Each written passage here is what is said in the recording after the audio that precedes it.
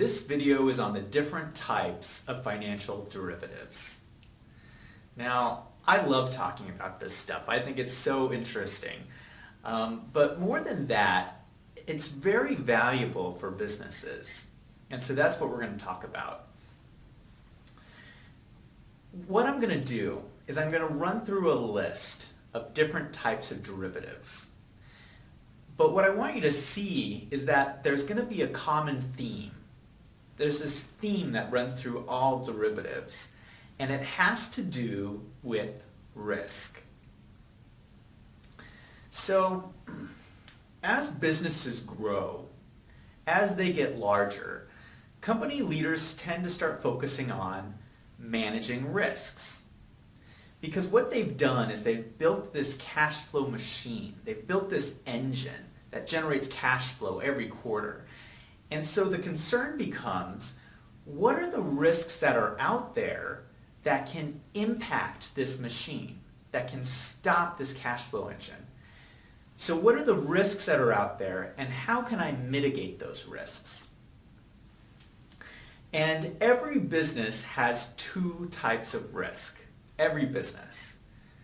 And the two types of risks are, you have risks that are inside a business control and risks that are outside of business control. Now, this is a very useful distinction to understand. So let's talk about what is a business risk that's inside a business control. These are things that a business can mitigate on their own. And it could be something like the risk of your equipment breaking down. So that's something that a business can mitigate. A business can have a backup plan. They can order spare parts. They can train their employees. So there's things you can do to mitigate that risk.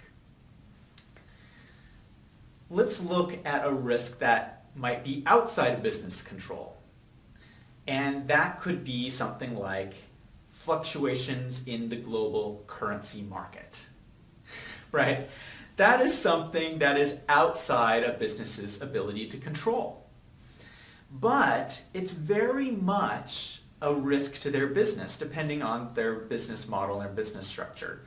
If they do business across country borders, the fluctuations in currency rates could very much impact their profit, even though they don't have control over it.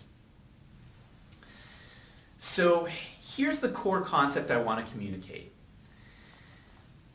Financial derivatives allow companies to hedge away risks that are outside their company control. So a financial derivative is this financial instrument that a company can purchase to help mitigate those risks that are outside their control. So let's look at an example of this. And let's stay with currencies because I've already brought it up. One type of financial derivative is a currency derivative. And what it is, it's a contract that enables you to fix your currency exchange rate for a certain point in the future. So despite what fluctuations may happen in the currency markets, you know what your set rate is going to be in the future if you have one of these currency derivatives. So let's explain a situation this might be useful. Let's say you're an American company. You have this company in America, and you've accepted this major, large project in Europe. So you're going to set up this project in Europe, and it's going to require you to engage in multiple contracts with local employers in Europe. And those contracts are likely going to be denominated in euros, right? So you have this American company that's going to be paying these contracts, funding these contracts with dollars, but is required to pay them in euros. And you're setting up all these contracts at the beginning of the project, but you're going to pay the contracts at the end of the project. And so currencies will fluctuate throughout this project, and then as currency exchange rates fluctuate up and down, that is impacting your profits. And it's impacting your profits from something that is completely outside your control. What is in your control as a business is whether you're performing on this contract, whether you're implementing successfully this project. That's what you're concerned about as a business. But the currency rates are also going to be impacting your profits, and they're outside your control.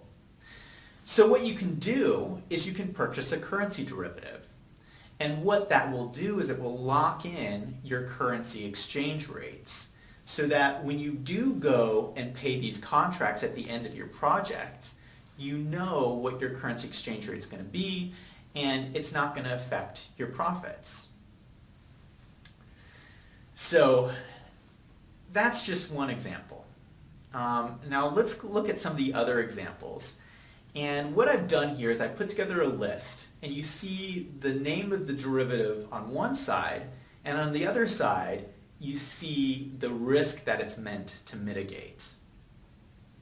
So the first one on this list is commodity futures. Now commodities are things like, they could be crops, they could be precious metals, oil is a commodity, gold is a commodity.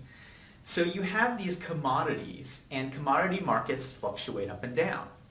And if you have a company that is highly dependent on one of these commodities, those fluctuations can be impacting your profit from something that's outside of your control. And airlines is a really famous example of this. Airlines are heavily dependent on oil, and as oil prices move up and down, that's going to impact their profits. But they can buy oil futures to hedge away some of that risk. So another example of a financial derivative would be options. And the risk that an option is meant to mitigate is fluctuations in stock prices. Another derivative would be interest rate swaps. So interest rates are another thing that fluctuate up and down. And when you enter into a contract, it can be based on a variable interest rate or a fixed interest rate, and these derivatives mitigate that risk for you. Then we have credit default swaps. And credit default swaps are meant to mitigate the risk of loan default. So if you get into a loan, there's always a risk of default from the other party. But you can purchase this derivative that can help mitigate that risk in the event of a default. And then we have mortgage-backed securities. And this, of course, is the famous one that we all know was very important during the last Great Recession. But what's important to know here is that mortgage-backed securities are not the actual mortgages. It's a financial derivative. It's mortgage-backed, right? So there's not the mortgages, it's this derivative. And it was designed to mitigate the risk of foreclosures. Because if you bought this mortgage-backed security, it was supposed to be more secure than just buying these mortgages. Now we all know that there was some faulty assumptions in some of these purchases, and people thought housing prices were going to go up and up forever, and that the mortgages were going to stay very low, like they did historically, and we all know that didn't play out. But what I want to emphasize here is that financial derivatives weren't the problem. That these were designed as a way to mitigate these risks. All these financial derivatives, finance people came up with them to solve these business problems. These businesses had these risks that were outside of their control, right? And these were financial instruments that helped mitigate those risks. And those risks then get removed out of the business, which is good for the business, it's good for business owners, and it's good for the financial markets. It takes this risks and puts it into the financial markets where there's people looking for that specific risk-return profile because it matches what they need in their portfolio. And so it's diversifying risk across society. So I hope this was helpful, and I hope it helped convey this concept that financial derivatives can help mitigate those risks that are outside a business's control.